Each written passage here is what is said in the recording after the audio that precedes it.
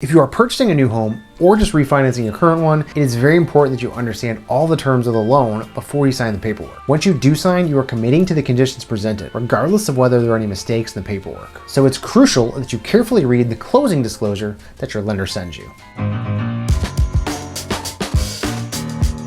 Hi, I'm George Poporad of eXp Realty, and today we're talking about the closing disclosure. The closing disclosure is a 5-page form that describes in detail the critical aspects of your loan. This includes your purchase price, your interest rate, your real estate taxes, your loan fees, your closing costs, and any other expenses. Your lender is required by law to give you the closing disclosure at least 3 days before closing, so you have a chance to review, ask any questions, and correct any mistakes. So let's take a look. The first thing that you need to do is check that your name is spelled correctly. Seems simple, but minor misspellings can cause big problems later on. Next is the loan information. It's very important these items match what you were expecting based on your most recent loan estimate. If they don't, call your lender immediately and ask why they have changed. Check that the actual loan amount matches your most recent loan estimate. Next, make sure that your interest rate is what you're expecting.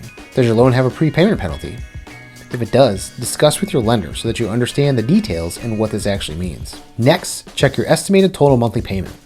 Make sure you can comfortably afford to pay this amount every month. If this number doesn't reflect what you were expecting, ask your lender why it has changed. Check to see if you have items in estimated taxes, insurance, and assessments that are not in escrow. If so, have you budgeted to pay for these costs separately?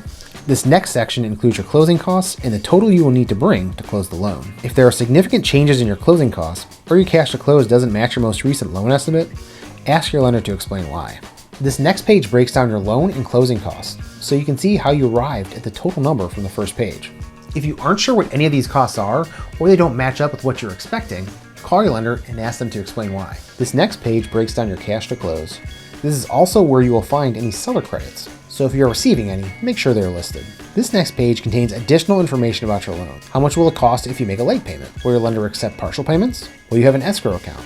If you do not have an escrow account, are you paying a waiver fee to the lender? Again, if you have questions about any of this, make sure you get a solid answer from your lender. The last page contains total loan calculations, as well as some contact information. Reviewing the closing disclosure is one of the final steps before you actually close your real estate transaction.